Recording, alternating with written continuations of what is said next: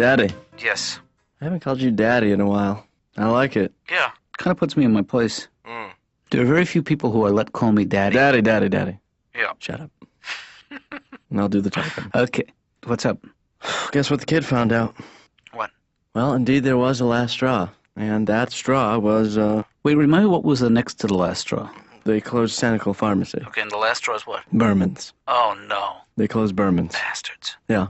They locked the doors of Berman's. You know what, Ben? This is just part of what we call progress. Well, Berman's was like, that was the benchmark store. Right, but in Pullman Square. I mean, that was the big... What was the verb in that sentence, Ben?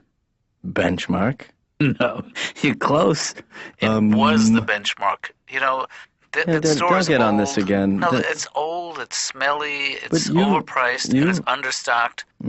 Overstaffed and delicious. No, I don't know. I don't know what else to say about Berman's. The weird thing is I don't feel that strongly about Berman's. But Well, you used to. I mean, that's the thing. You've gotten soft in your old age. I've come to my senses. Dad, first the pharmacy, then Berman's. Right.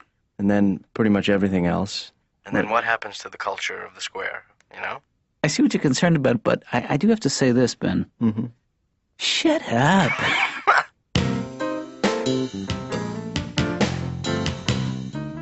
Hi, Laura. What do you want? Nothing. I'm just stretching the old legs, you know. Well... Let me ask you something, Laura. Do you think we make a difference in people's lives, what we do here? Like on Earth? Like we in general? I'm talking about, my practice, the people that come here seeking my help. You mean you, then? Well, I'm including you in the practice. Well, I think I do, but I don't know about you. See, sometimes I'm not positive that I am affecting people's lives in a good way, you know? Well, as long as they don't realize it. But don't you think that what I do caters to the haves and not to the have-nots? Do you know what I mean? The have-nots have bigger problems to worry about than whether or not they can afford therapy. Because they have not. Yeah, they already know why they're depressed. Yeah. When I was a kid, I used to think they were the have-nots. Don't you have work to do? Yeah. The other day I was in the dry cleaners, and I just have a lot of anger, and I don't know what I'm doing with it. I just snapped. Right. They said, "Yes, sir, can we help you?" I said, "Why is everybody controlling me?" What was it like in your home growing up? There was always a lot of death around the house when I was a kid. Right. And I always knew that someone had died because of the sudden appearance of a 30-cup percolator on the kitchen stove. You remember the big boy that told me that a funeral brunch was about to happen in the house with that great perking sound. You remember this sound? With the light that came on every 5 seconds, it said to me, "Death in the family. Death in the family. Wake up and smell the pain. Trouble is a-brewin'." Right. We were at my aunt's funeral, you know? And all my mom could say to me is, "I just hope I have enough food back at the house." Who knew your aunt was so popular? Everyone came. Everyone. I guess the only happy memories that I have is of the summers, because we had a summer cottage at a place called Nantasket Beach. And my uncle Red, he owned a ride there, and it was a ride called the Rotor. I don't know if you've ever been on a ride like this, but it was a ride that went around and around and around and around, floor drops out. And that's when you'd stick to the wall. And that's when you'd throw up. And that's when my uncle would take your picture for his throw-up gallery. Well, why do you care? Well, because I like the old Pullman Square. I spent a lot of time there. You did? Well, I spent my childhood there. Huh. It's pretty safe to say I was sort of raised by Pullman Square. So I did what any normal person would do when he's sad. I founded an organization called Free Pullman Square.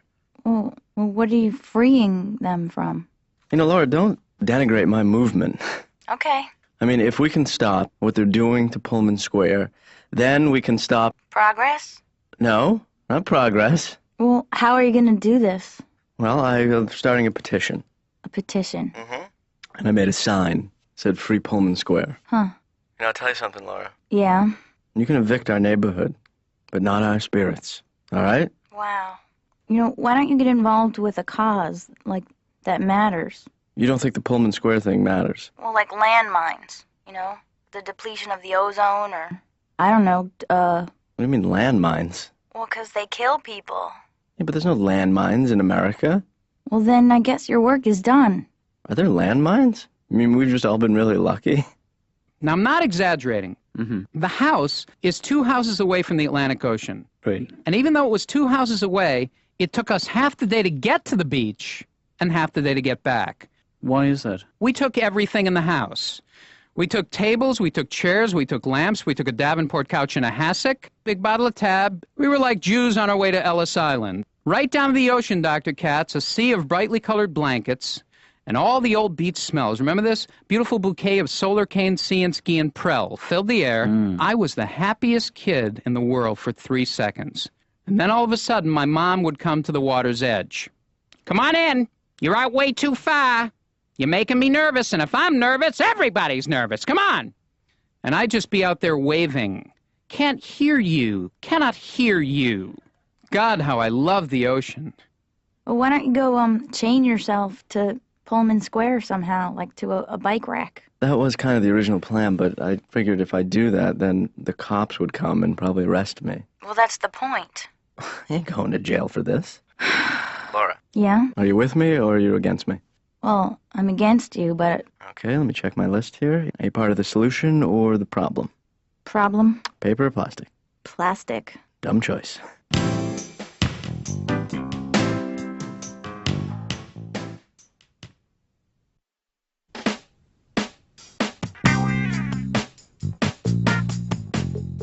Okay, so what is your plan of attack here, Ben? How are you going to... Well, it's a tri-phase attack. Perfect. Which means 3, Dad. What is phase 1? Well, phase 1 is I want to get everybody together. Mm-hmm. Like a pep rally of some sort? Like a pep rally, right. But, with dancing and maybe bands. Mm-hmm. And I'm going to have that right in the square, Yeah. and they can't stop me. Well, I think you need a permit to do that. No, you don't. To have a kickoff party, you need a Dad, permit. if you're rebelling, you don't need anything. Okay, phase 1 actually sounds doable. Now, what about phase 2? Right. Then I kind of need you mostly in phase 1 because... Want me to get the old band together? No. But we need money. So I was thinking maybe you would be the first to donate to the cause. Yeah. What's phase 3? No, phase 2. We haven't gotten to phase 2 yet. I'm sorry. Phase 2 is boycott. Boycott what? Boycott the new stores.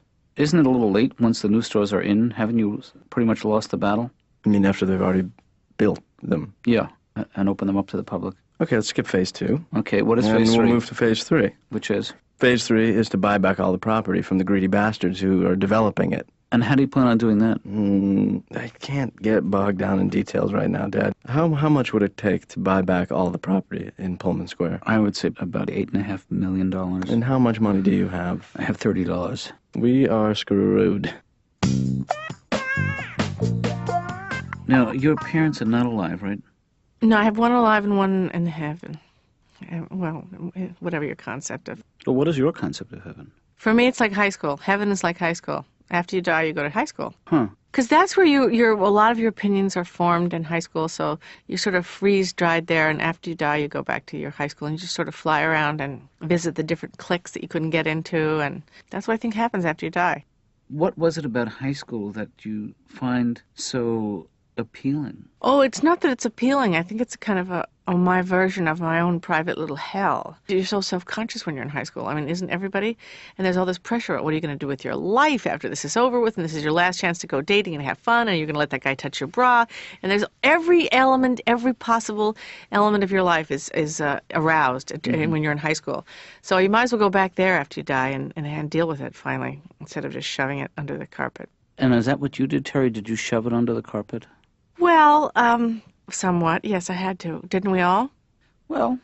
So that's what I think happens when we die. Yeah. But I remember being very innocent and all that, and almost Mormon. And then I had all these girlfriends that were very much racy. That's why I hung out with them. You know, they smoked in the bathroom and everything. Not Mormon. They were not Mormon, no. They were Catholic girls. Mm. I sense that this whole conversation we're having now, Teri, is really about sex, which is okay, you know. I'm so glad we're sophisticated adults and we can talk about these things without being embarrassed or humiliated. Well, that's one of the advantages of being dead. That's right. And in high school. We could say the word penis and it would be okay. That's right. Mm-hmm. Penis, penis, penis. Yeah. I just want to know if I'm getting better. You are getting so much better. It's embarrassing. Really? Well, what's going to happen to all the cynical employees? Well, they'll have to find other work. Or at least pretend to while they collect unemployment. You know, Dad, I'm kind of disappointed in you. Why is that? Because you're not embracing my cause, you know? You know what? What happened to the old 60s spirit? Well, I guess I woke up. I would think you would agree with me that Pullman Square should stay the same. I may not be embracing your cause, Ben, but my cause is embracing my son. Come here, you. No, Dad, I don't. Let's try this little chant. What do we want? Change. When do we want it? Now. How badly? Badly. Very badly. I think I've lost my touch. Is he spearheading this Save Pullman Square? He started a grassroots movement. Really? Wow. Are there a lot of people now involved in it? He's had a meeting, and he had a fairly good turnout. Oh. What's fairly good? A little bit better than mediocre. Oh. Well, I'd like to know when the next one is. I would come. Good for you. Yeah. Julie, I'll help with that. Count me in, too. I'll save Pullman Square. Is it going to be hors d'oeuvres and stuff? You better believe that, my friend. Thanks. He sort of inspired me to maybe start giving a little something back myself to the community. Have you ever done that? Well, I used to do some work with the animal rights people in the area of sexual harassment. I know that sounds strange, but we work with the horses. And our feeling is that when a horse says neigh, that's exactly what he means. Ha!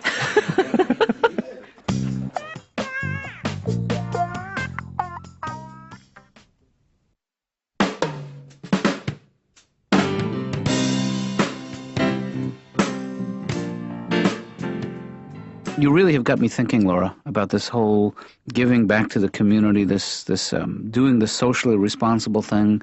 I really was affected by our conversation, and I decided to make a tidy little donation to the Community Mental Health Center. What happened to the pro bono idea? That is a great idea. Unfortunately, just looking through my schedule, I don't really have time to do that. Well, they really need volunteers a lot more than donations, I'm sure. Yes, I think you're probably right. I just don't have the time to do that. If I did... Well, what about Wednesday afternoons? They're wide open. Yeah. Well, then maybe that's the day I can make my donations. Mm-hmm. But, for me, the most elegant solution to this problem is just to write out a check. All right, Dr. Katz. Well, if that's going to make your conscience feel better, I guess that's what it's all about. No, it's not about my conscience at all. It's about my social consciousness. My social conscience. Yeah, whatever. Laura, I am responsible for the mental health of more than 30 people. You're not responsible for it. You just tamper with it. I don't tamper. I tinker. I want to try something new with you, Ed. Mm-hmm. I want you to take in the silence, and then when I say now, give it a color. Okay? Just tell me what color it feels like. Now. Blue. So close. Do you mind can I ask you one question? You can ask. Can we try a little word association? Absolutely. Okay. Music. Hello. Grief. Dance. Bag. Shopping. Leg. Hello. Friendly. Octopus. Sponge. Pigeon. Filter. Hello. Hi, Todd.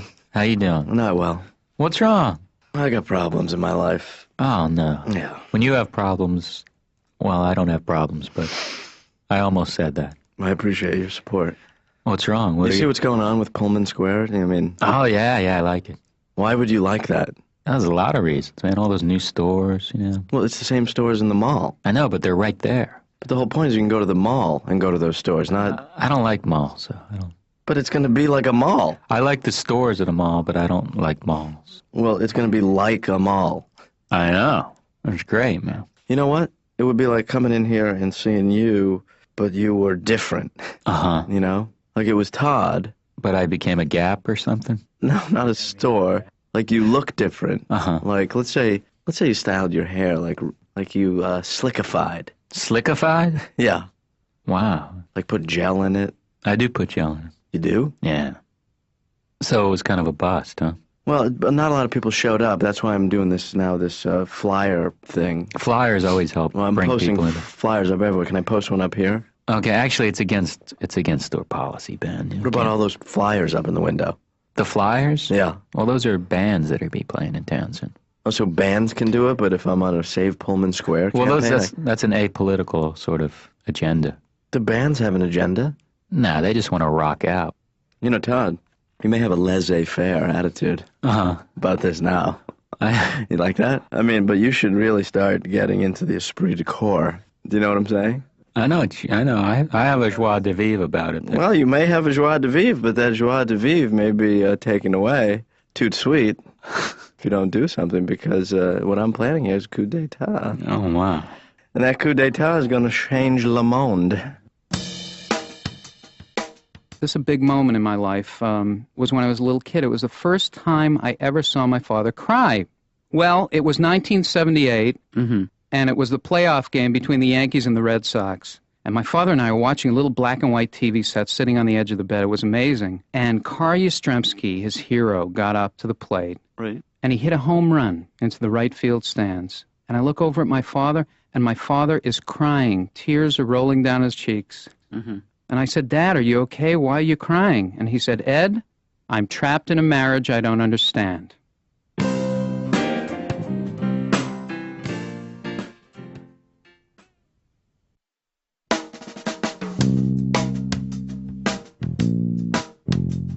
So how did it go? What? The rally. Oh, the rally. Yeah. It wasn't a rally. It was a meeting. How'd the meeting go? There was a decent turnout. There was 11 of us. That's a pretty impressive number of people just at the beginning of a movement. Yeah. Yeah. We're in trouble. Yeah. Did you guys get done what you needed to get done? No. So it really wasn't... It wasn't really that organized. No. This movement doesn't have, I think, a lot of, what's the word? The, Momentum? Damn it. This movement doesn't have a lot of glamour. Right. I remember the first anti-war protest I went to. It was crazy. We laughed, we cried. Really, what happened? Well, first we sang songs, and then we got tear-gassed. Did you really get tear-gassed? Yeah. Wow. What was it like? It's not as bad as it sounds, you know? Tears of joy? Any kind of drugs in those days was acceptable, you know? You just breathed it in? Yeah. You get a little buzz. My generation doesn't have Vietnam or Korea or the South. And we don't have any big, like... you know what, Ben? Big reason to protest. Guess what? What? I'm proud of you. You serious? Yes, I am. What's important is not the issue, it's the spirit of protest that lives in you. Yeah. And the spirit of caring. I do care, Yeah, Dad. you do. We need a more outspoken and better leader. Ben, I thank you for the offer, but I am not available or interested in the position. I wasn't asking you. I don't think you're a particularly charismatic man. You know? What about like this? All right, you're in.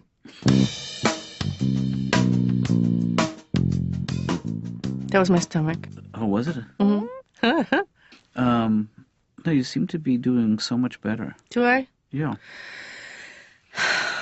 Good. I feel better. Do you miss living in New York City? Well, no, I don't. I hate to say this, but as you grow older, it gets less and less romantic and attractive to be racing around on subways and seeing old ladies eating out of garbage cans and stuff. It's not so funny as it used to be. Right.